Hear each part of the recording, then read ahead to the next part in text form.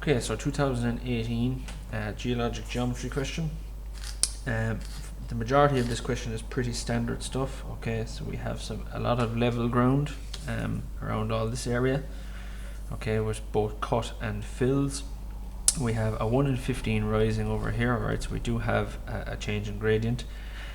And then we've got our usual stuff. We've got the top surface of a stratum, and we have to determine a bit of dip strike and all that kind of stuff as well. But we'll get to that in a while. So we're going to start first of all by just reading through the instructions and marking them on our actual sheet. Okay, so from basically here down is when the important stuff starts. Okay, so the motorway has the following specifications. The portion of the motorway, or portion from A to B, is level at 65. So A is at 65, B is also at 65. All of this section in here, okay, so we're told that the portion from B to C is level at 65 as well, and is widened as shown. So that entire area in here is all at 65. Now, it does say that the portion from C to D is 1 in 15 rising. Alright, so 1 in 15. Okay, now we'll get to that in a short while. So, next thing just to mark down, okay, is that we're using 1s to 1.5 for cut. Okay, so cut is 1 to 1.5, and we're using 1s to 2 for embankments. So fill is 1s to 2. Now the sizes we're going to use, okay, so we're going to use 7.5 millimeters for cut, and we're going to use 10 millimeters for fill. Essentially how that works, all of these bars and lines that are on our actual map here represent the height above sea level. Okay, so they're indicating height, and they're indicated by the first number that's here, so the 1. Okay, so they go up and down in 5s. Okay, so that's 5 units, and what we'll be doing is we'll be going out 2 units, so we'll be going out 10. 2 times 5 will be 10, so it'll be down 5 and out 10, which is why we're using 10 millimeters, and this is 1 to 1.5, so we'll be going down and out 7.5. Alright, now A to B, all this section is at 65. Okay, now the ground around us, you just look at the numbers around us, so 50, 50, 55, 60, they're all lower than 65. So what we'll have to do is we'll have to build that ground up around us. We'll be filling that area in. Alright, so what we'll do is we'll just measure out gaps of 10. Okay, so we're filling in that area, and we know that the gap for fills is 10.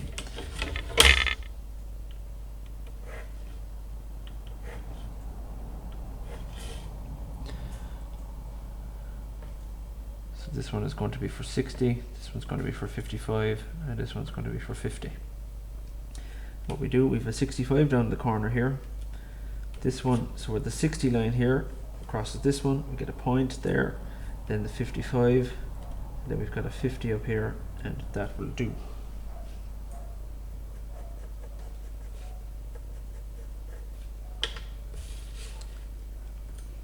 Okay, now I'll do the cuts in green, or the fills in green, should I say.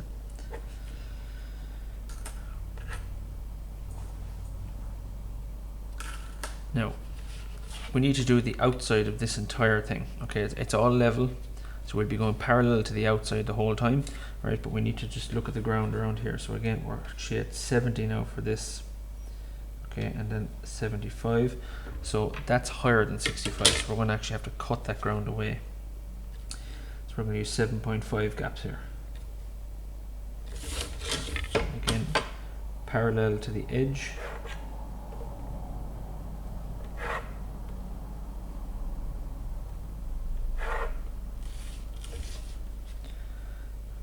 This one here is going to represent 70. This one here is going to be 75. I'll write them up here just to be clear. 75. This one will be 80.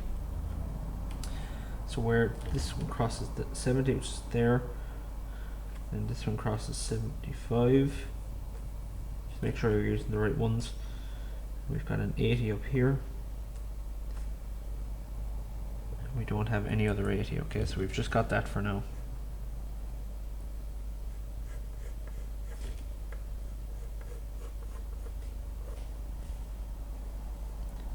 Okay, so we're not sure where that finishes yet, so we're just going to leave it.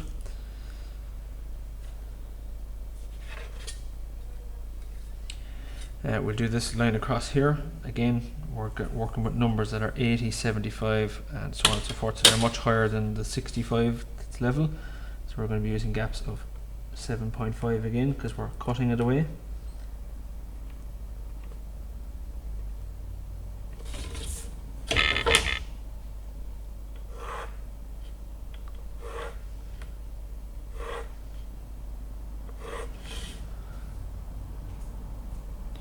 Once again, these are 70, 75, 80, 85.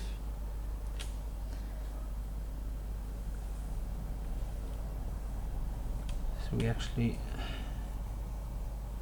let's pick a point here now, need to find one. So we've actually got a 75 out here. We've got an 80 here.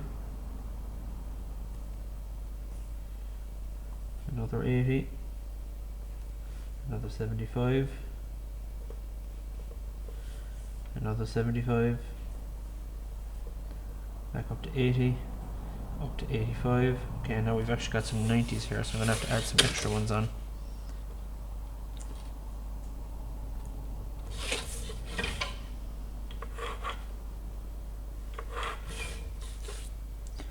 So this one's going to be 90, 95. I'm actually going to need 100. So an extra one again.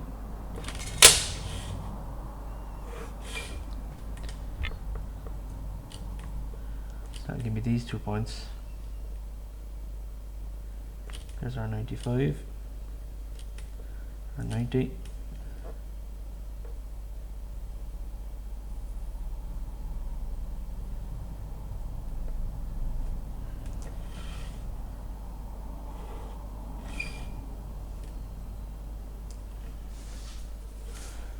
For now, I'm just going to join them.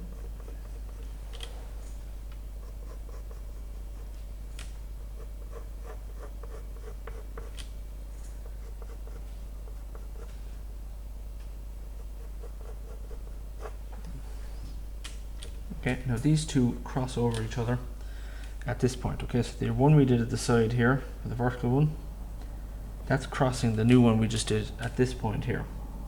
So what we do is we take that, like this is all a cut, we join it into the corner here. That's how we know where to stop that then. There's our first cut, and we've got all of this as well. Sorry, I did that badly there, no. No, I'm not going to heavy that in yet because I'm actually not sure what's going to happen around this area until we do this line here. And once again, all of that is higher than the 65, so we'll be using the cut again, so 7.5 gaps.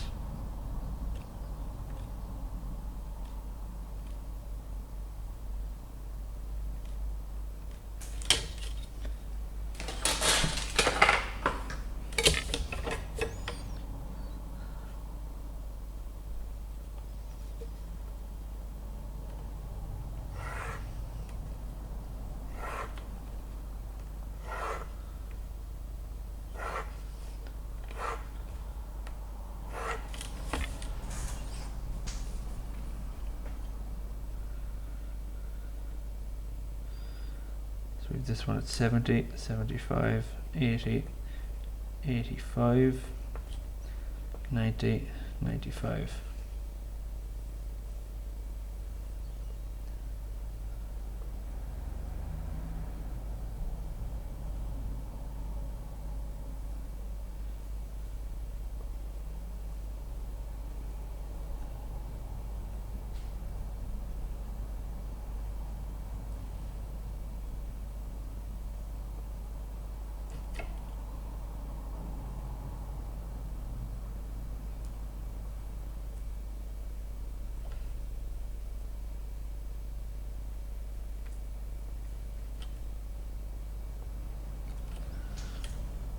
Okay, so I've continued it right over to the side here. I may need to do a couple of more at the top side of it there.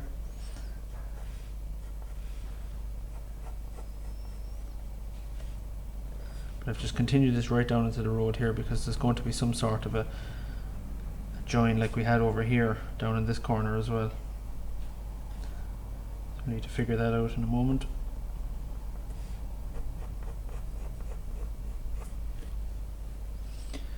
Okay, so I've gone up as far as 95 here. I need to go a bit higher. I need to go with 100.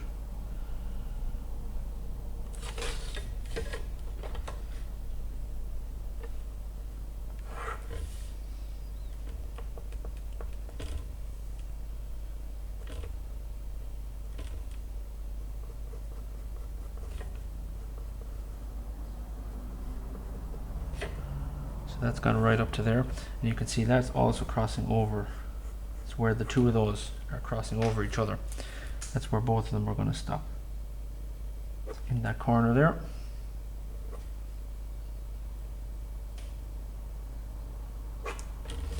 We can join that in here.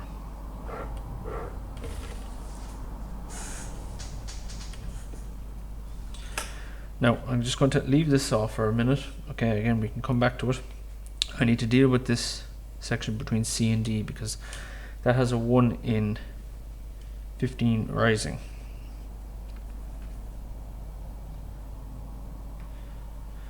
So basically the 1 in 15, what we do is you take the 15, okay, and you obviously we're in 5 meter increments. We go 5 times 15. That gives us 75. So what we're going to do is we're going to measure from C out 75 millimeters to here. We'll go to the edge of the road.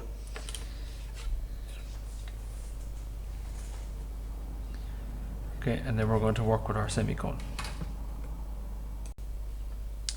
Now, basically this is a gradient, it's a hill.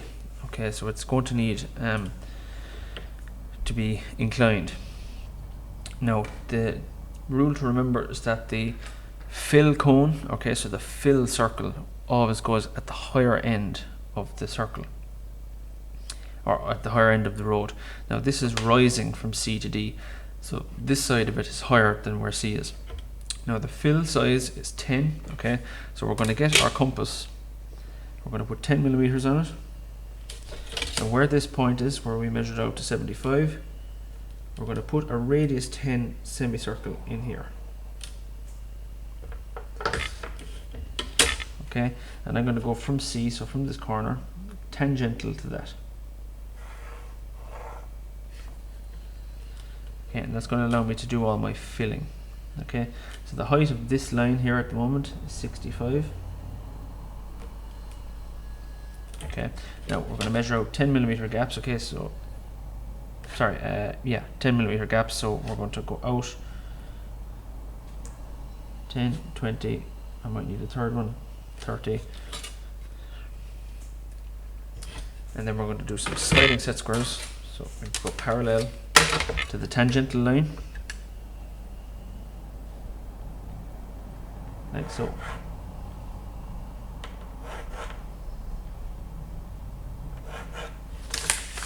Sorry, these are going to do 60, 55, and 50 for me. So we've got a point here at 65, point here at 60, one here at 55, another one at 55, another one at 60 here. This one is at 65. Okay, now at the moment I have an arc or a curve that goes like so. It doesn't have a start nor a finish point. Okay, this needs to go somewhere. So what I'm going to do is I'm going to do one on the inside here. We're going to measure on the inside of this. Just going to go 10 again. What that will allow me to do is it'll allow me to do 70. Okay, so this side went 60, 50, 55. This side is going to be 70. So it's got 60, 65, 70, and it allows me to put a point here. And it gives me a place to join there. So we actually have a point here now where the road connects to.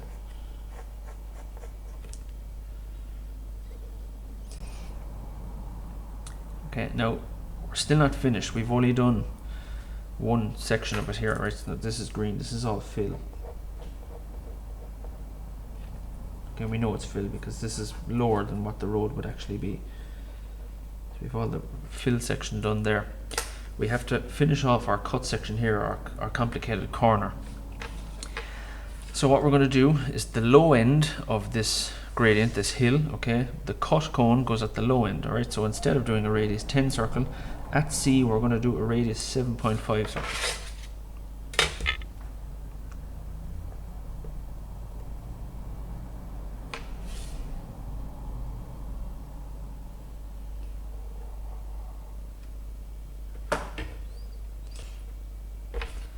I'm going to do the same thing, right, with this point, okay, tangential to this circle. Okay, I'll do these lines slightly heavier so you can see them. Okay, and then we're going to measure out in 7.5s from that.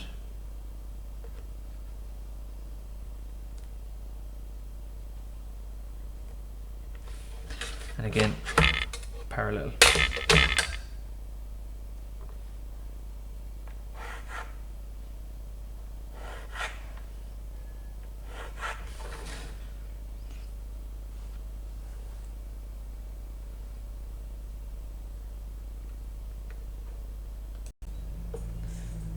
Okay, so this corner here is at 65, so this line here represents 70, and 75, 80. Just work with those for now. So we've got 80 there, we've also got 80 over here. We've got 75 here, then 70. Okay, and I will need to do one on the inside as well.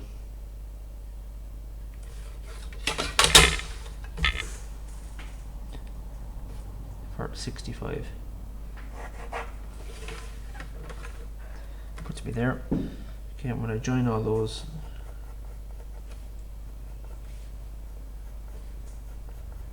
we get that. Okay, and again,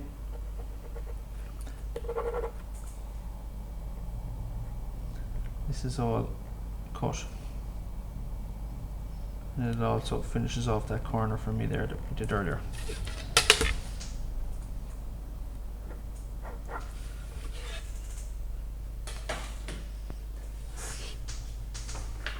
Okay, so that is part A done. Okay, now on the map, P, Q and R are 3 points on the surface of the Earth.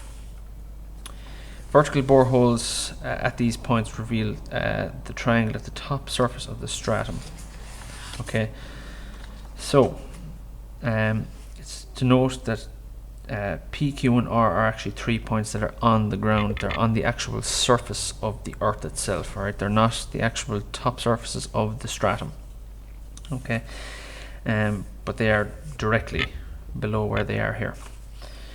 So in the space provided at the top, draw the elevation of the triangular portion of the top surface of the stratum. So in this section up here, we're going to go straight up from P, Q and R. Okay, and they have heights of 45, so 45 for P. So I'm going to go in 5mm gaps here.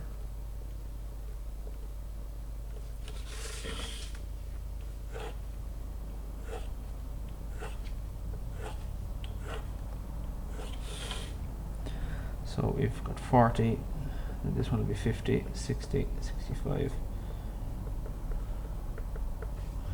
Okay, so 40p is at 45, so that's at this point. Q is at 60, so it's here, and R is at 35, so it's down here. So that's the actual stratum. Okay, I'm going to join these here.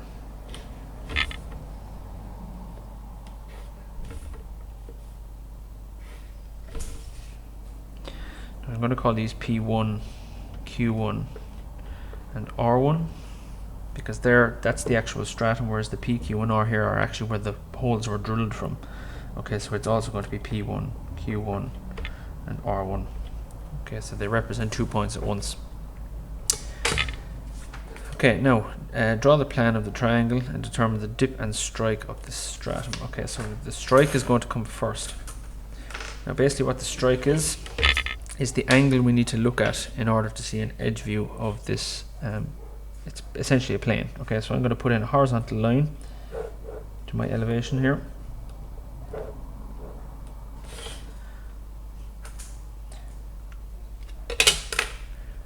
I'm going to find it in plan. Now because it's horizontal in the elevation, in the plan, it's a true length. Okay, now that is my strike. To the angle of that line to north, so this is obviously north, the angle between those is the strike angle. Okay, so I've determined the strike. Now to get the dip, what we need to do is we need to see an edge view of the top surface of the stratum. So we're going to look along the strike, and that will give us an edge view of our plane.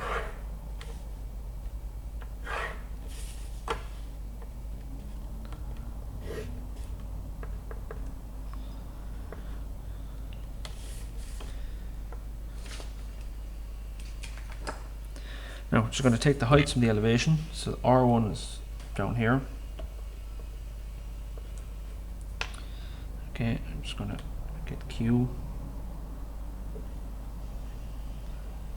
Okay, now I'm just going to join Q1 and R1, and that will in turn will give me P1. Okay, if you want to measure that height there, it will be the same as that. Okay, they will make a straight line. Okay, now this gives me the dip, so the angle between the XY line here and the edge view, that is the dip. Okay, so you can measure that.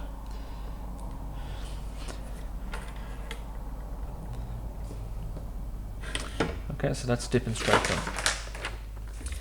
Next bit, so determine and indicate in meters, okay, the length of the shortest skew borehole from R to the top surface of the stratum. Okay, so like I said, right, this is R1, this is R1, P1 and Q1 are the actual top surfaces of the stratum, of this section of earth that's in under the ground. Whereas P, Q and R was stated, they're actually the start, they're the points on the surface of the earth where the holes started being drilled from. And we can see here that point R is actually on the line here for 80, okay, which means that R is actually this position where R was drilled from was at a height of 80 meters above the ground. Now we know R1 is at 35, so that's at 35 meters here. Okay, so to bring up to 80 meters, we're going to have to add on 45 meters. So I've measured a height of 45. I'll just write that in there. That's 45 meters there. And they want the shortest borehole between R to the top surface of the stratum. Okay, so a line perpendicular.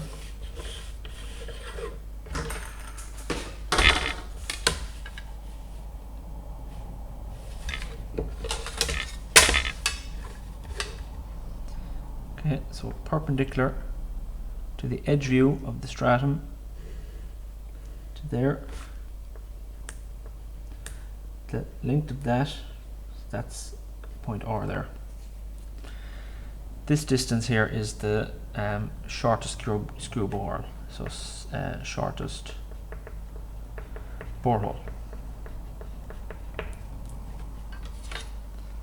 Okay, if they want that as a measurement, okay, so for me it's about 35 millimeters or so. Okay, so they did say determine and indicate in meters, so in meters that would be 35 meters. Okay, give or take. It might be 34 meters for you, depending, or whatever it is. So it'll be in and around 35. Now, last part is determine in plan the line of intersection. So it's determined in here the line of intersection between the top surface of the stratum and the surface of the widened portion. Okay, so the actual ground. Okay, now we know that this entire section here of the ground is at a height of 65. Now we know that R1 is at 35, so I'm going to have to come up another 30 meters. Okay, and I'm going to go parallel to the XY line. This XY line is parallel to the ground. Okay, so this line here that's at 65 meters. Now we need to find where this edge view, or where the actual stratum of ore is going to intersect with the actual ground that's here. So I'm going to extend it on till we get to this point and just bring that back into my plan.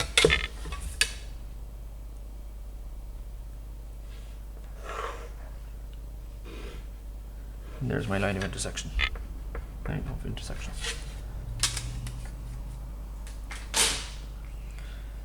Okay, and that's the question done.